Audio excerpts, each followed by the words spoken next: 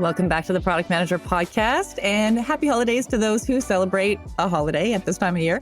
So we're going to be doing something a little bit different today. Today, I'm joined by Becca Banyard, who you guys might not know from the podcast, but she's actually been with us this entire time. She's our producer. She sits in on every episode. She's a good friend of mine. Becca, thank you for stepping out from behind the curtain today. Hello. Hi, Hannah. I know it's great to be in front of the camera with you. I'm really excited for this because we're going to be talking about some of our favorite moments from the last year. And for those who don't know, the last year has been an amazing year for our podcast, for our show. We put in a lot of blood, sweat, and tears into making it what it is today. And all thanks to you guys, we just hit 100,000 listens for downloads for the year. So exciting. It's very exciting for us. There might be folks listening here who are like, that's nothing. But for us, it's a big deal. So we're really excited about that. Yeah, Becca, what's it been like for you sitting in on the last year's worth of shows?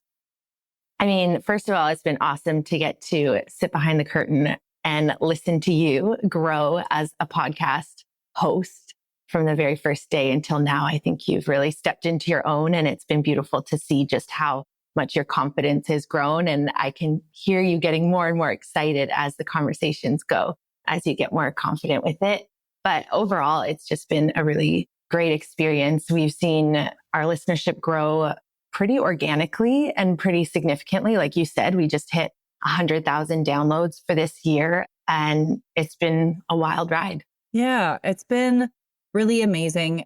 I'm so grateful for, first of all, to work with someone. Becca, for those who are just hearing her voice now, is in her own right a great podcaster. She's got a podcast or had been on a podcast for People Managing People, one of our sister publications for some time, was killing it there. She's a producer for multiple podcasts. She's just like a total powerhouse, wonderful person to work with in every capacity. It's been really great working with you. I'm just so excited about all the relationships that we've kind of formed over the past year, all of the great moments and like learnings that we've been able to share with folks listening. So we won't linger too much on the emotional hindsight, but we're both very happy with how the year has gone and very grateful for all of our listeners. So thank you so much for tuning in. And I guess we should talk about some of the episodes. Yeah, like you said, we've had some incredible guests. I've been amazed at the people who have said yes to us. It's been such an honor. So yeah, I guess diving back into memory lane over this last year and looking at the different episodes that we've had, let's dive in. What was an episode for you that really paused you in your tracks with respect to an insight or how profound it was? Okay, so with all of these, there's a caveat that I don't want to play favorites because all of these have had great moments, but some will stand out depending on what you're asking me. In this case, one that kind of jumps to mind is Koji Pereira. We had Koji on a little while ago. He's a VP of design and research at Sigma Computing.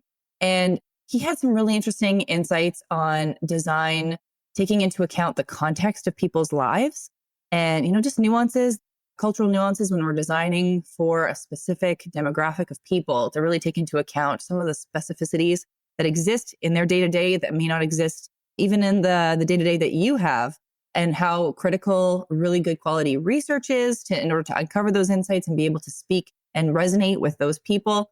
I just kind of found like his insights on design were really profound. I learned a lot from talking to him, and I kind of felt like talking to him about that area really kind of brings together a lot of the talk that we have around engineering and design and research and how they kind of fit together around a person's experience.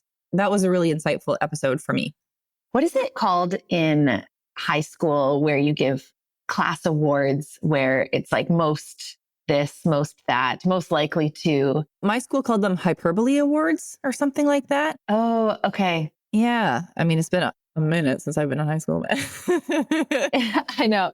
Yeah, we're not giving numbers, but yeah, that rings a bell. I feel like that's kind of what we're doing right now. So moving on to the next episode, what would you say was perhaps the most practical or actionable tip that you received from a guest?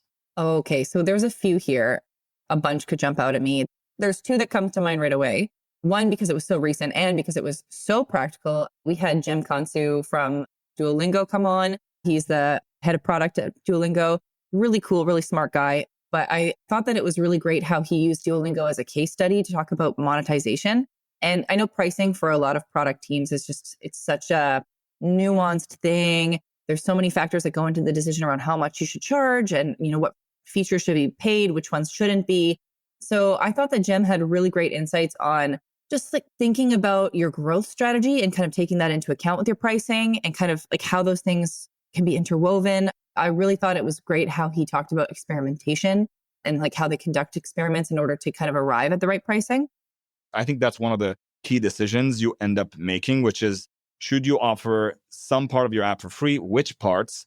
And I think the underlying variable to meet there is what you offer for free should eventually help you grow. So for Duolingo, when we offer the most valuable part of the app, which is the fact that you can learn a language or learn math, music for free, it really helps build an organic flywheel, because if you use it and you like it, you tell your friends. If everything is paid, well, most people don't even get access to it and don't tell their friends, so the organic flywheel doesn't build. If you build a complete premium product, then you end up having to build a paid marketing machine because the product needs to grow and you end up having to spend a lot in marketing to grow, which is not necessarily a bad thing, but it's an entirely different business model. So yeah, I thought that was really practical and very applicable to a lot of the products that we see developed now, especially if you're going for more of like a subscription model. I also really liked the insights from Mo Halaba because it was practical as well as reassuring. A lot of what he was saying in his episode was really about, you can't really expect people who aren't data scientists to pull insights that are at the quality of a data scientist. And so it's just important to be able to develop analytics dashboards that make sense to everybody who needs to utilize that information.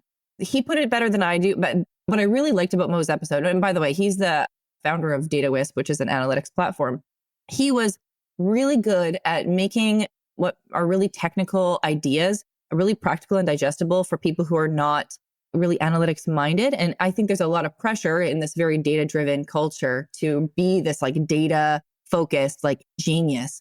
And that's just not realistic for people who are really effective in the role in other capacities. So I thought his episode was really great. I would really recommend checking that out if you're, you feel that pressure to be the data-driven product manager when you're really more of the soft skills product manager. Totally. His episode, I think, really resonated with our audience. We've seen great numbers on that one. So I think there's definitely something to that, especially like you said, of breaking it down for people who aren't necessarily specialized in data, but are expected to dig into the numbers.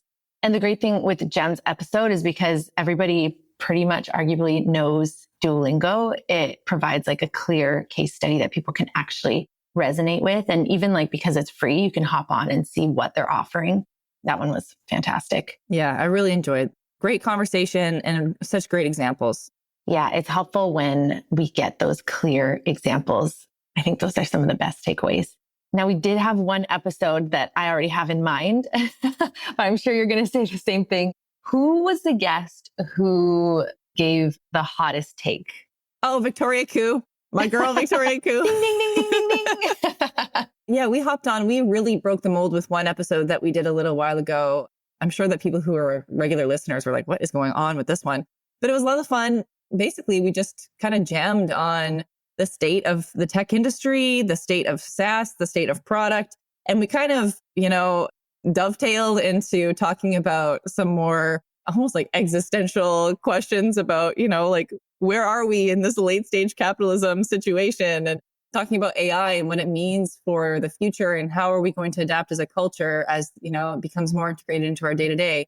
So yeah, I'd say there were a lot of hot takes in there on her end and on my end. I would definitely say it was our most unhinged episode, but in the best way. I had a lot of fun with it. I felt like we kind of ran the gamut emotionally. I mean, I cried. I feel like maybe both of us cried.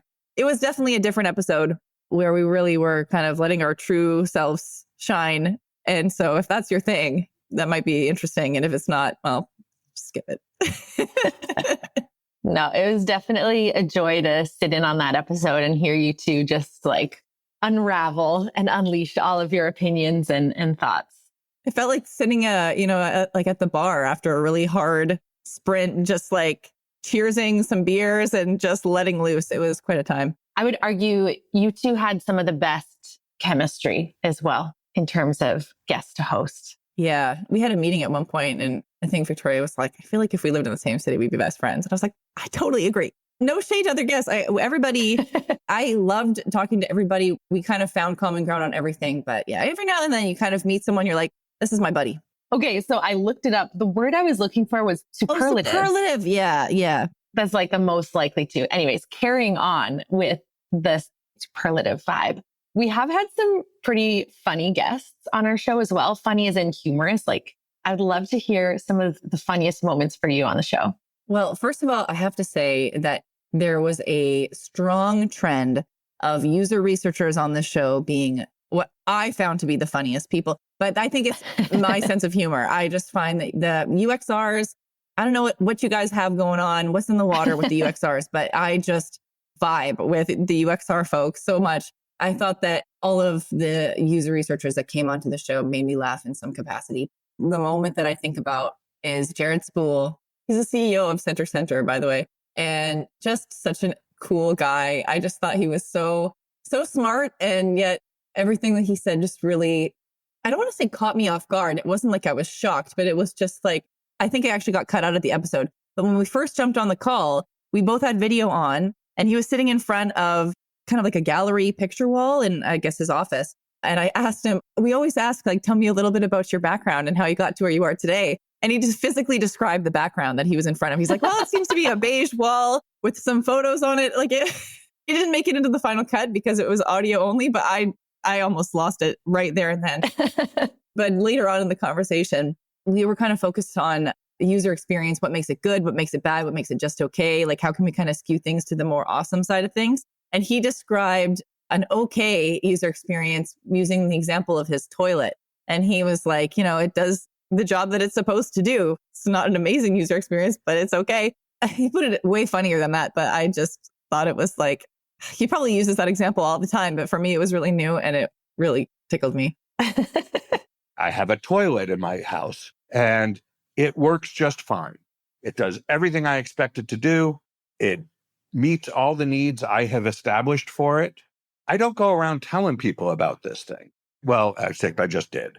Normally, I don't go around telling. If it didn't meet my needs, if it didn't meet my expectations, I'd be grumpy about it. But I actually don't give it much thought at all because it does what it's supposed to do. And that's good UX. But at the top of this scale, above good UX, is where we get the opportunity to exceed people's expectations, to do more than what they expected it to do in a way that's meaningful to them. So that doesn't mean we just give them more features that they don't care about. It has to exceed their expectations. I love that. One thing I've noticed kind of the trend on our show is that we've had some people who are pretty big names in the product management world, and yet they're so down to earth. And I feel like they just let their personalities shine. And yeah, they've been a pleasure to listen to and work with on the show. And yeah, Jared was hilarious. I loved him. Yeah. Shout out Jared. Shout out Laura Klein. She was fantastic as well. Come on. Steve Portugal, such a great guy. Had such a fun time in that conversation as well. I loved how meta it got. He was kind of analyzing my interview style as we were talking about how to do user interviews. That was a lot of fun. I had such a great time with a lot of these conversations. Michelle Ronson, also a great time. Yeah, we've had some great user research folks on the show. Definitely blessed in that realm. All right, let's talk about your most humbling interview moments. Okay, I have at least one of these every episode. Because the people come on the show, I mean, everybody is so smart. So there's always going to be some kind of moment where I'm like, oh, I never thought about it that way. But the most humbled I was Akash Gupta for many obvious reasons. One, because he is such a pro in so many capacities. He's a pro creating content, which is mainly what I do. He's a pro in the product space and is just so on the ball. He speaks about very complex topics that only experience can buy you. It's just so natural. And it's like when you kind of walk into a room when everybody's got a PhD and you're just kind of like holding on for dear life, everyone is just so comfortable with that level of discourse. And you're just like, I'm just trying to learn as I go. But anyway, I really enjoyed the conversation and was very humbled by it. And particularly what kind of caught me off guard with that one is him just kind of talking about the discussion was focused around how to survive as a product manager in a feature factory and kind of broke the mold that way. Because a lot of the time when we have folks kind of coming on talking about more of like a cultural issue within an organization, oftentimes the stance that we hear is kind of like, yeah, you can change it from the inside. And I think Akash was the first person to come on who had the courage to be like, you probably can't, honestly, unless you have some kind of level of influence that's just much higher in the organization. Probably if you're in a feature factory, it is that way for a reason. And that is the job. You're better off just leaning into the zen of this is the job. And how can I be as effective as possible in this job and use it to enhance my skill set and get just really, really good at being a feature factory PM. And then if you're not happy with that, you can leverage into some other kind of position, but that's the job. And it was like, whoa, I guess that's true. There's no point in posturing about it. Like that's where we're at. It was a mic drop for sure. Definitely. I loved how honest and just like blunt he was about that. And I'd say going back to what you were saying about being in a room full of PhDs and trying to like just keep your head above water, I would say that's the best place or best position to be in, because that's where you're going to grow the most when you're trying to catch up to everybody. That's where you see like accelerated growth and where you're like stretched the most. So I feel like, yeah, that's the best place to be and to have those moments every show. Your like knowledge of product is just expanding rapidly. Yeah, absolutely. I agree. And that's something I think that coming onto the show for the first time, it was my first time podcasting. It was like a lot of firsts for me. And I'm kind of talking to people who have a very different set of expertise than me. And initially that was very intimidating because when you're brand new to interviewing people, you kind of get this sense of pressure. Like if I'm not on their level, how are we going to have a good conversation? But actually the whole point of it is that you're not on their level and that you're learning so much by being curious and being willing to kind of engage on topics that you don't know anything about or know very little about or think you know everything about, but you're willing to stand corrected. And that's been the best part of the show is kind of being able to absorb little bits of all these people's just fascinating perspectives. It's been really cool. I really appreciate the art of podcasting a lot more, having been on the side of the mic. So taking a little bit of a curveball, just to kind of dig into a little bit more of what you're saying, what would you say is kind of your biggest learning as a podcast host and as an editor in the product management publication space? What has it been for you? Oh, that's a really good question, Becca.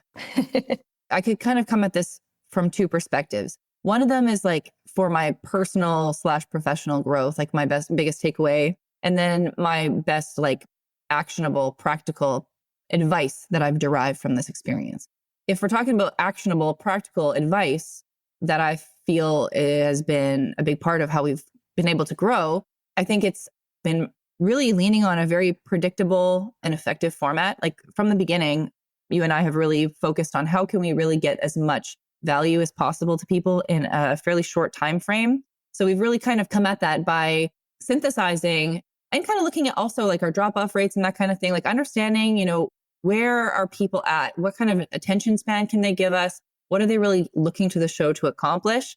And so the whole idea is having a predictable format. And when we have a guest on, we always kind of start with like, what are you passionate about? Like, what can you really offer the audience? And then how do we kind of create sort of this structure of a hypothesis and then kind of talk about this, like kind of tell the story in bits and pieces that kind of lead us directly to, what's the value here for the audience. And that's kind of given us a very tight show format that's flexible, adaptable, but also predictable and really focused on like a structure that delivers value and doesn't meander too much. So I think that's really been, that's why I like the show. I hope that that's what other people appreciate about it as well. Personally, though, like as far as like a pro dev, personal development kind of thing, I'd say talking to people who are in a really experienced level, I think it's really easy to be intimidated by people who are in a higher position seniority wise or work for a really big company or, all of these kinds of aspirational positions.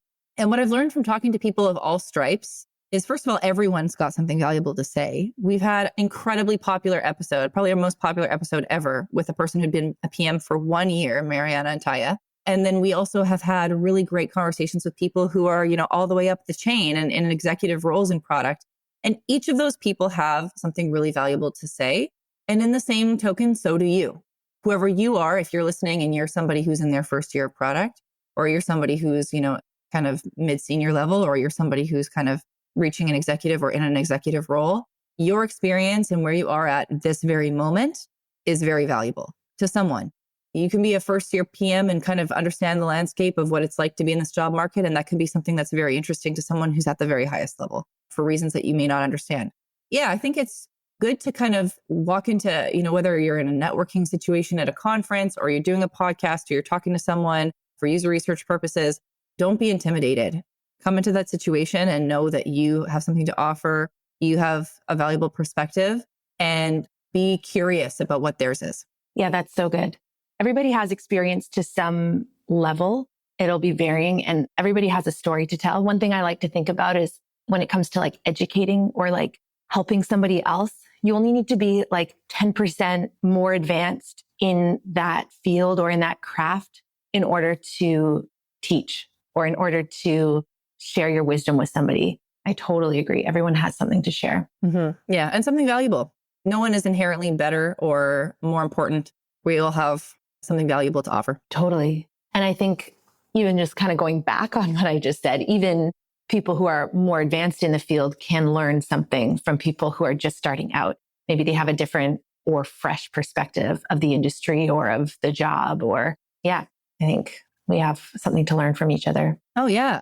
I can speak to having been in people management positions versus a more of an IC role in the past. It doesn't take long before you kind of lose touch with what the IC experience is and like what people are dealing with in the field. And it's really important to kind of check yourself and be aware of kind of like because if you're relying on other people to kind of get the job done, you have to know what the job is. We could do a whole other episode on this, but yeah, humility is kind of the point. Yeah, totally. Okay, so as we look towards 2025, what are some of the little nuggets that you've gotten from guests along the way in terms of relevant advice that people can use and implement in the new year? So many. I could honestly say just about everyone. Okay, as far as ones that are hyper relevant, obviously we've done a lot of talking about AI.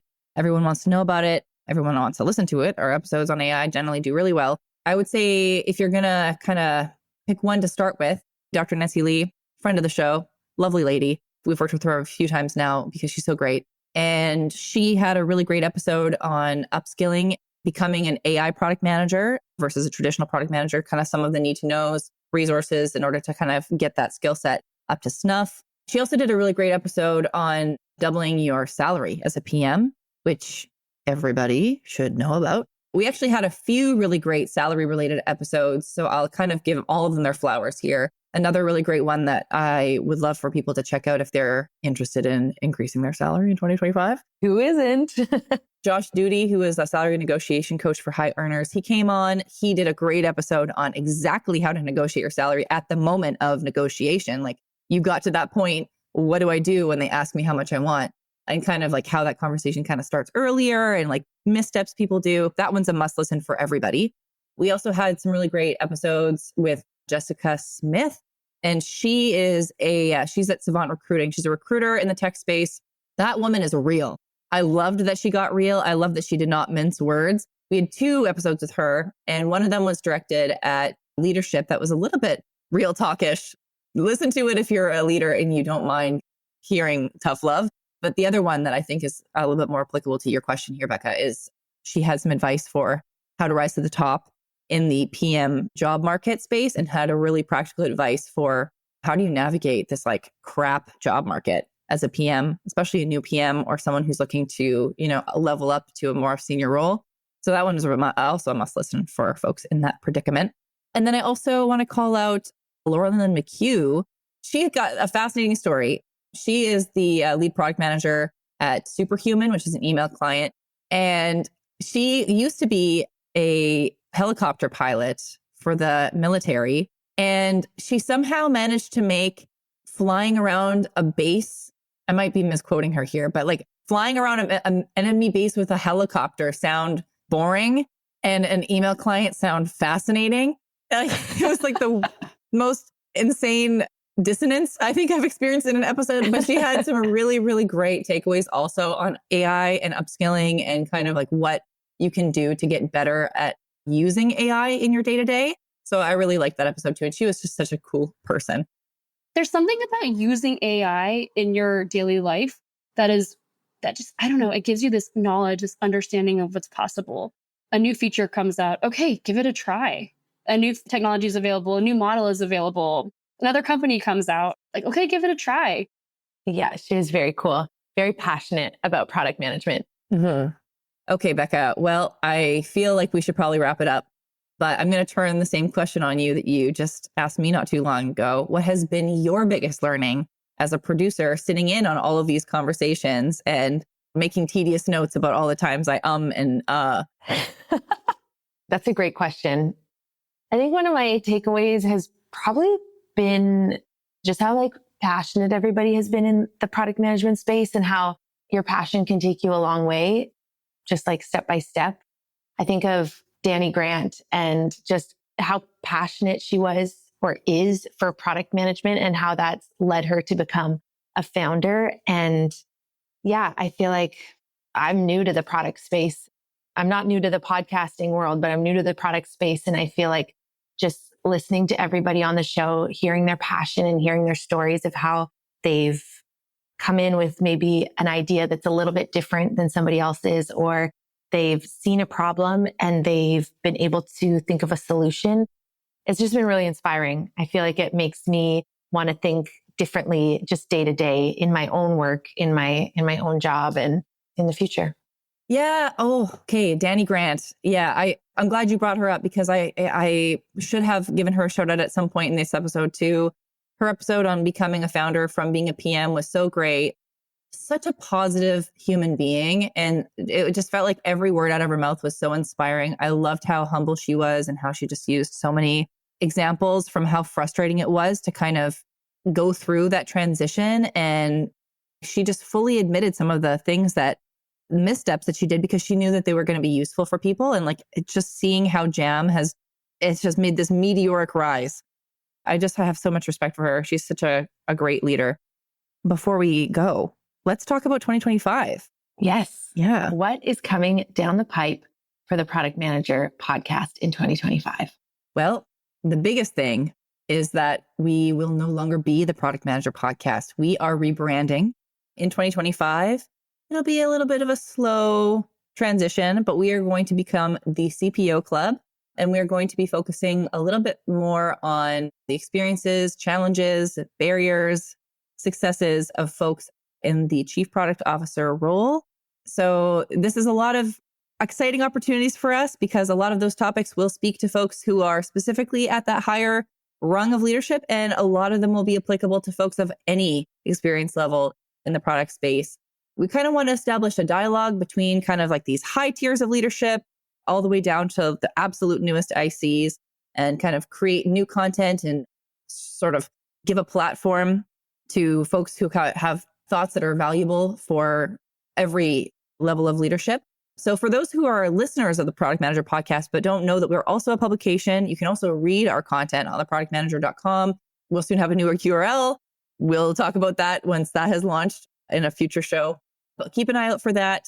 So if you see suddenly on your subscriptions list that we are gone and something called the CPO Club podcast is there, that's us. Still the same team, still the same folks, still the same formula for fun episodes, but we're going to be just tweaking our approach just a little bit. And if you are a CPO or if you're a product executive or leader and would like to be on the show, you think you've got something valuable to share with folks, please get in touch with us. We're always interested in new perspectives.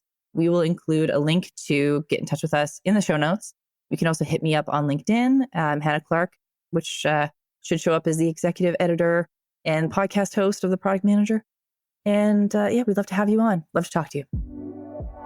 And with that, thank you all for being part of our show, for being a listener. We really appreciate having you more than you know. We're wishing you the happiest of holidays. Happy New Year. So excited to have you back with us in 2025.